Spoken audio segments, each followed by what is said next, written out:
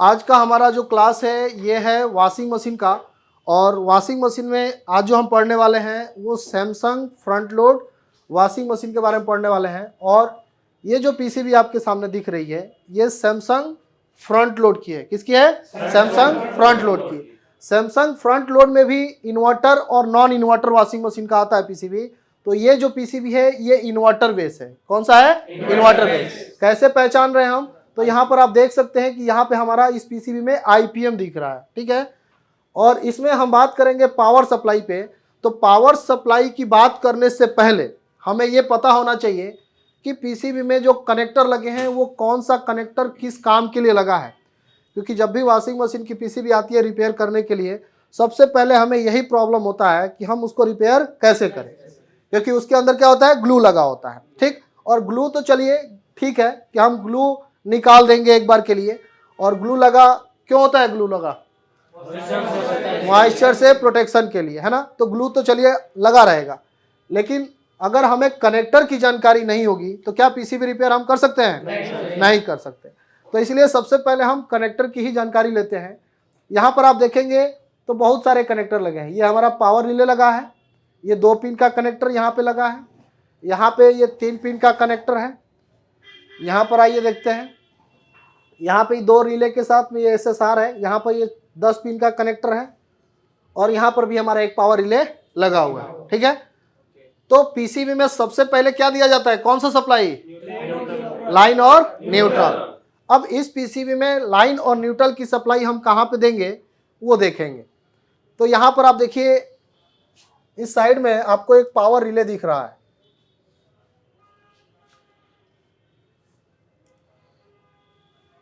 अगर आप यहाँ पर देखेंगे तो ये हमारा पावर रिले है, ये दिख रहा है ये। इस पावर रिले के ऊपर यहाँ से लाइन की सप्लाई दी जाती है। कौन सी सप्लाई? लाइन की। लाइन की सप्लाई देने से पहले थोड़ा सा मैं आपको यहाँ पर लिख देता हूँ कि ये हमारी जो पीसीबी है ये है सैमसंग फ्रंट लोड। कौन सा है? Samsung front load washing machine. हाँ इन्वर्टिंग है, मैं वॉशिंग मशीन लिख रहा हूँ, ये इन्वर्टर है, ठीक है। वॉशिंग मशीन, ये Samsung front load washing machine का इन्वर्टर पीसीबी है। इसमें अब यहाँ पर ये लाइन की सप्लाई जो मैंने यहाँ पर लिखा है ये लाइन की सप्लाई डायरेक्ट आपकी इस पावर रिले पे एक टर्मिनल पे आ जाएगी, ठीक है। अब यहाँ पर आप एक चीज ध्यान देंगे कि जो रिले है इस रिले में जो ऊपर जो कनेक्टर दिए गए हैं ये 2 पिन है। इसके ऊपर आप इन कर सकते हैं या फिर इसके ऊपर आप इन कर सकते हैं। वायरिंग के तहत आपकी जो सप्लाई इन होती है वो इधर होती है, ठीक है। यानी एक लाइन की सप्लाई इसमें आ गई। अब पीसीबी की अगर बात करेंगे तो अगर आप यहाँ पे लाइन की सप्लाई देते हैं तो पीसीबी ऑन नहीं होगी। ऑन होने के लिए हमें लाइन की सप्लाई यहाँ पर देनी होती है। लेकिन वायरिंग के तहत अगर बात करें तो यहाँ पर वो लाइन की सप्लाई कैसे आती है? तो यहाँ से जो ये लाइन की सप्लाई यहाँ से एक लूप बनता है यहाँ से, और लूप के साथ यहाँ पर एक लगा होता है रिएक्टर। क्या लगा होता है? रिएक्टर। यहाँ पर आपको एक रिएक्टर देखने को मिलेगा। ये छोटा सा रिएक्टर होता है और ये रिएक्टर मैं आपको दिखाऊं तो यहाँ पर आप देख सकते हैं, ये दिख रहा है रिएक्टर। यही सेम रिएक्टर आपके वॉशिंग मशीन के Samsung front load washing machine में लगा हुआ मिलेगा। अगर ये एलजी की पीसीबी अगर मिलेगी तो उसमें वो पीसीबी में ही लगा हुआ आता है, ठीक है। तो एलजी में होता है और सैमसंग में साइड से दिया रहता है। तो ये रिएक्टर कहलाता है, रिएक्टर यानी कॉइल। अब यहाँ से ये लाइन की सप्लाई इस रिएक्टर के माध्यम से सीधा इस पिन पर आ जाता है। यानी यहाँ से आप लाइन लेंगे और सीधा यहाँ से मैच कर देंगे इसको। आ रहा है समझ में? हमने लाइन की सप्लाई यहाँ से दे दिया। अगर हमें डायरेक्ट पीसीबी को चेक करना है तो हम जरूरी नहीं है कि यहाँ पर दें, हम सीधा डायरेक्ट ला करके यहाँ पे कनेक्ट कर सकते हैं। उसके बाद दिया जाता है न्यूट्रल का सप्लाई। तो यहाँ से हम न्यूट्रल लेंगे और यहाँ पे इस रिले के टर्मिनल पे दिया जाता है। यहाँ पे ये हमारा पावर रिले है और यहाँ पे न्यूट्रल की सप्लाई क्या हो जाती है? इन हो जाती है। क्लियर है? ये न्यूट्रल हमने दे दिया, वहां से लाइन की सप्लाई दे दिया। ये जो पावर रिले है, दोनों रिले हमारे पावर रिले हैं। अब इस पे आपने जो लाइन की सप्लाई दिया है यहां से, इस रिले से जो ये आउटपुट होता है, ध्यान दीजिए, इस रिले से जो ये हमारा आउट होगा, ये आउट होगा हमारा हीटर के लिए। किसके लिए? हीटर के लिए। ये हमारा हीटर का लाइन सप्लाई है, हीटर का लाइन। समझ में आ रहा है? दिखाई दे रहा है ना? तो ये हमारा हीटर का क्या है? लाइन है। क्योंकि हमारा जो वॉशिंग मशीन में फ्रंट लोड वॉशिंग मशीन है, इसमें हीटर भी आता है। ठीक है, जरूरी नहीं है कि सब में देखने को मिले, किसी किसी में हीटर भी देखने को मिलता है फ्रंट लोड में, और किसी किसी वॉशिंग मशीन में टॉप लोड में भी देखने को मिलेगा, सभी में नहीं मिलता है। लेकिन जिसमें हीटर मिलेगा उसमें हीटर के साथ आपको थर्मिस्टर सेक्शन भी देखने को मिलेगा। क्यों? ताकि इस हीटर का जो टेम्परेचर है उसकी जानकारी किसको दिया जा सके? एमसीयू को।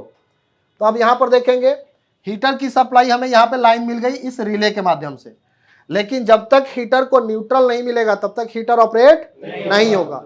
अब इसको न्यूट्रल कहां से मिलेगा ये देखते हैं। अब यहां से ये देखिए, ये हमने न्यूट्रल ऑन इसमें दिया, इस रिले में इन हो गया। अब जब ये रिले ऑन होगा तो यहां से न्यूट्रल आउट होगा।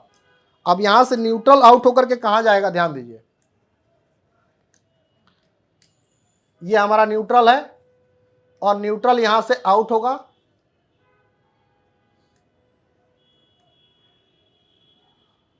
और आउट होकर के यहां पे लगा हुआ डोर स्विच। क्या लगा होगा? Door switch. इस वॉशिंग मशीन में जो डोर स्विच होता है वो 3 वायर का होता है। कितने वायर का? 3 वायर का। एसी पे चलने वाला डोर स्विच होता है। यहां पर आपको मिलेगा न्यूट्रल। क्या मिलेगा? न्यूट्रल। यानी यहां पर आपका चला गया न्यूट्रल का सप्लाई। डोर स्विच जो होता है यहां पर, ये एसी डोर स्विच होता है और इसमें हमें न्यूट्रल दे दिया। न्यूट्रल कब जाएगा? जब ये रिले ऑपरेट होगा। लेकिन अब ये रिले कब ऑपरेट होगा? जब हमारी ये पीसीबी ऑन होगी, है ना? तो जब पीसीबी ऑन कैसे होगी? जब आपने यहाँ पे न्यूट्रल की सप्लाई दिया तो ये सप्लाई यहां से इंटरनली पीसीबी से जा करके इस वाले कैपेसिटर को ऑन करेगी। क्योंकि यहां पर आप देख सकते हैं हमें 3 कैपेसिटर देखने को मिल रहा है, 2 बड़े बड़े और एक छोटा सा। जो 2 बड़ा बड़ा कैपेसिटर है ना, ये हमारा इस आईपीएम के लिए है। किसके लिए है? आईपीएम के लिए। और ये छोटा सा कैपेसिटर किसके लिए है? एसएमपीएस के लिए। ठीक है, तो इस छोटे वाले कैपेसिटर को चार्ज कराया जाएगा यहां से। अब यहां पे सबसे पहले हम देखते हैं कि ये डोर स्विच पे गया, तो डोर स्विच को हम कंप्लीट कर लेते हैं। पहले यहां से न्यूट्रल की सप्लाई हमारी चली गई। अब लाइन की सप्लाई कहां से दी जाएगी? डोर स्विच में जो सप्लाई दी जाती है, एक न्यूट्रल जाता है और एक लाइन जाता है। जब लाइन और न्यूट्रल की सप्लाई डोर स्विच में जाता है और जैसे डोर लॉक होता है, वहां से डोर से न्यूट्रल क्या होता है? आउट होता है। तो हम यहां पर आप देखेंगे 10 पिन का कनेक्टर दिख रहा है ना? इस 10 पिन के कनेक्टर में ये वाला जो कनेक्टर है, यहां पे साइड में एक कॉर्नर पे कनेक्टर है, यहां पे एक पिन, यहां से लाइन आउट होता है। अगर हम बात करें यहां से, तो यहां से ये लाइन आउट होगा और ये लाइन चला जाएगा आपका इस डोर स्विच पे। कहां जाएगा? डोर स्विच पे। दिख रहा है सबको? Yes sir. इस डोर स्विच पे चला जाएगा, ये मिलेगा हमें लाइन। लेकिन यहां पर लाइन आएगा कहां से? अगर हम पीसीबी की बात करें तो इस पीसीबी के इस कनेक्टर में लाइन की सप्लाई कहां से आएगी? तो यहां पर आप देखेंगे साइड में यहां पे 2 रिले जैसा दिख रहा है, यहां पे दिख रहा है ना? एक है आपका एसएसआर। क्या है? एसएसआर मतलब सॉलिड स्टेट रिले, और एक है यहां पे रिले, है ना? जब ये दोनों ऑपरेट होंगे तब यहां से ये सप्लाई आउट होगी। समझ आ रहा है? यानी जब ये दोनों ऑपरेट हो जाएंगे तो यहां से लाइन की सप्लाई आउट होकर के कहां जाएगी? स्विच में। लेकिन इन तक पहुंचने के लिए जो हमारी लाइन की सप्लाई है, यहां तक आने के लिए यहां पे जो एक मेन फ्यूज तो लगा है, साथ में एक छोटा सा फ्यूज यहां भी मिलेगा। आपकी पीसीबी में यहां पर एक क्या मिलेगा? फ्यूज। छोटा सा एक फ्यूज मिलेगा। यानी अगर ये फ्यूज आपका खराब रहेगा तो भी यहां पे सप्लाई नहीं आएगी। अब यहां पर देखिए, डोर स्विच में आपकी न्यूट्रल की सप्लाई इन हो गई, यहां से आपकी लाइन की सप्लाई इन हो गई। जब आपका डोर लॉक हो जाएगा तो लॉक होते ही वहां से न्यूट्रल की सप्लाई क्या हो जाएगी, पास हो जाएगी।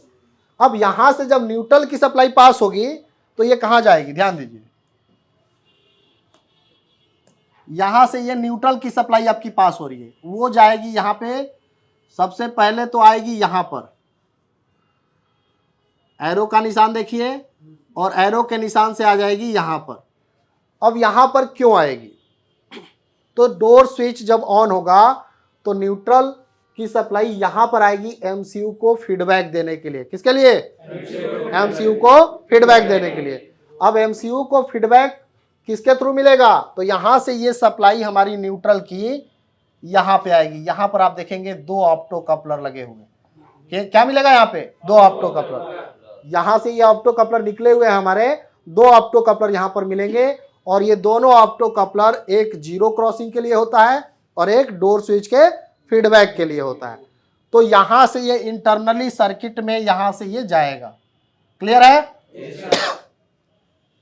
यहां पर अब एक काम कीजिए आप लोग, यहां पर आप देखेंगे यहां पर एक पिन है यहां से, और यहां पे 2 डायोड लगे होंगे ऑप्टो कपलर के साथ। आप देखिए कि कौन सा ऑप्टो कपलर का ये डायोड बीप कर रहा है। यहां से आप देखिए, चेक करके बताइए कि कौन सा ऑप्टो कपलर या इस डायोड का टर्मिनल बीप कर रहा है। जो बीप करेगा वही हमारा होगा डोर स्विच का। यहां से बीप कराना है, यहां से, इस टर्मिनल से, यहां से। कौन सा कर रहा है, डायोड, यहां पे डायोड बीप करेगा। पहला कर रहा है, दूसरा वाला। चलिए अब ध्यान दीजिएगा, यानी यहां से इस सर्किट के सहारे ये वाला डायोड बीप कर रहा है। ध्यान दीजिए, यहां पे जो ये वाला है, ये ऑप्टो कपलर, ये है डोर स्विच का फीडबैक। किसका है, डोर स्विच का। ये डोर स्विच का फीडबैक दिया जा रहा है इससे। और ये वाला जो है यहां पे, ये वाला है आपका जीरो क्रॉसिंग का।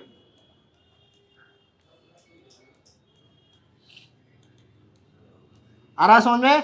तो यहां पर 2 ऑप्टो कपलर लगे हुए हैं, एक जीरो क्रॉसिंग के फीडबैक के लिए और एक डोर स्विच के फीडबैक के लिए। क्लियर है? अब यहां पर समझते हैं, यानी जो ये डोर हमारा लॉक होगा ना, तो एमसीयू को भी फीडबैक मिलना चाहिए, और एमसीयू के साथ साथ यहां से ये न्यूट्रल और कहां जाएगा उसको देखिए।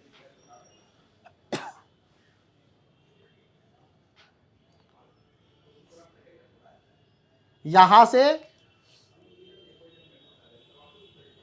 ये डोर से न्यूट्रल, यानी जो डोर लॉक हो गया तो यहां से न्यूट्रल आउट हो रहा है, पीसीबी में भी जा रहा है, और साथ साथ यहां पर आप देखेंगे तो जैसे कि हमने वहां पे लिखा है हीटर, लिखा है ना, हीटर के लिए क्या मिला यहां से, लाइन।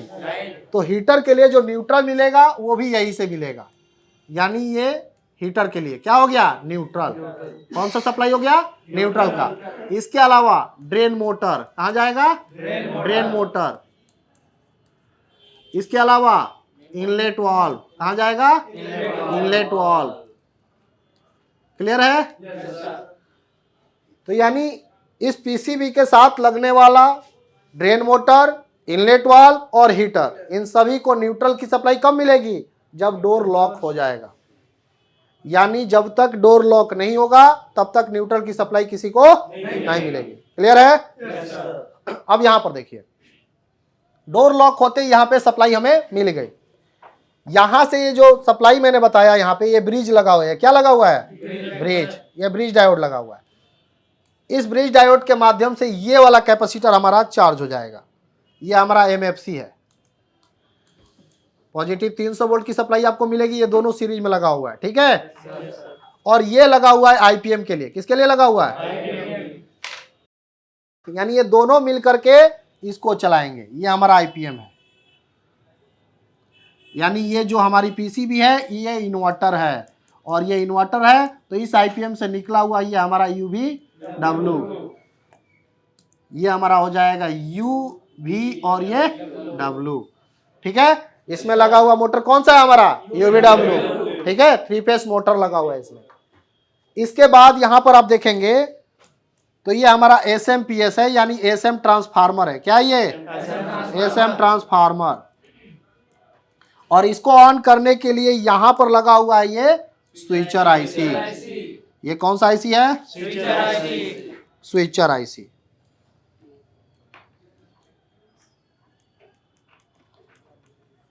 Switcher IC. अब यहां के बाद अगर हम आगे बढ़ेंगे तो यहां पर आप देखेंगे कि इस एसएमपीएस से 2 सप्लाई बन रही है, एक ऑक्सिलरी कॉइल से और एक सेकेंडरी कॉइल से। पीसीबी हमारी थोड़ी सी पतली है, इस तरीके से बनी हुई है, इसलिए यहाँ पे सप्लाई भी ऐसा बनाया गया है, ये 2 डायोड यहाँ पर है और 2 डायोड यहाँ पर है, और बीच में ये लगा हुआ ऑप्टो कपलर। ये ऑप्टो कपलर क्या है, फीडबैक के लिए। इस ऑप्टो कपलर को लगाया गया है फीडबैक के लिए। किसके लिए, फीडबैक। किसके लिए फीडबैक, एसएमपीएस के लिए। यहां पर ये लगा हुआ ये जो आईसी दिख रहा है ये है 78R15, यानी 78R15। कितने वोल्ट की सप्लाई बनाती है, 15 वोल्ट की सप्लाई। यहां पर ये एक रेगुलेटर आईसी लगा है। ये कौन सी रेगुलेटर आईसी है, DC to DC buck converter, जो 5 वोल्ट की सप्लाई बनाती है। कितने वोल्ट की, 5 वोल्ट की यहां पर। और ये आउटपुट होता है इस कॉइल के माध्यम से। यहां पर एक कॉइल लगा हुआ है, आ रहा है समझ में? yes, sir। तो इस तरीके से हमने इस सेक्शन को यहां पर समझ लिया। अब आते हैं थोड़ा सा, ये हमारा है डिस्प्ले का कनेक्टर। ठीक है, yes, और डिस्प्ले में जो कनेक्टर हमारा लगा हुआ है ये जाता है डिस्प्ले में, और ये हमारी पूरी पीसीबी है डिस्प्ले की, जिसमें ये हमारा इधर 7 सेगमेंट डिस्प्ले है, इधर बटन दिया है पावर और प्ले का, और इधर देखेंगे ये है हमारा सेलेक्टर। ये क्या है हमारा, सेलेक्टर स्विच।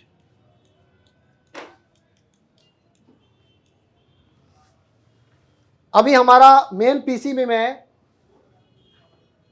ड्रेन मोटर तो हमने, हीटर तो हमने जान लिया, लाइन की सप्लाई और न्यूट्रल की सप्लाई। yes, लेकिन ड्रेन मोटर और इनलेट वाल्व के लिए लाइन की सप्लाई अभी बाकी है ना? yes, तो यहां पर आप देखिए थोड़ा सा, यहां लगा है एसएसआर, और 2 एसएसआर आपको मिलेंगे यहां पर। आईसी जैसा देखने वाला 7 पिन का, ये भी एसएसआर होगा। और ये दोनों एसएसआर इनलेट वाल्व को चलाएंगे। किसको चलाएंगे, इनलेट वाल्व को। क्लियर है? yes, ये दोनों एसएसआर इनलेट वाल्व को चलाएंगे, और इसका जो आउटपुट होगा वो यहां से देखेंगे इस कनेक्टर पे होगा। ये दोनों कनेक्टर, यानी 10 पिन का ये कनेक्टर है, तो 10 पिन के कनेक्टर में ये हमारा डोर स्विच का था, लाइन आउट हो रहा था, और यहाँ पे 2 पिन आप देखेंगे जो इस एसएसआर के थ्रू इनलेट वाल्व चलेगा। क्या चलेगा, इनलेट वाल्व। क्लियर है? yes, अभी हमारा ये ड्रेन मोटर रह गया। ड्रेन मोटर को चलाने के लिए यहाँ पर आप देखेंगे कि यहाँ पर 2 रिले दिए गए हैं। ये साइड में दिख रहा है रिले, yes, ये दोनों रिले ड्रेन मोटर के लिए हैं। किसके लिए हैं, ड्रेन मोटर के लिए। ड्रेन मोटर के लिए। और ये ड्रेन मोटर का जो ये कनेक्टर जाता है वो कुछ इसमें जाता है।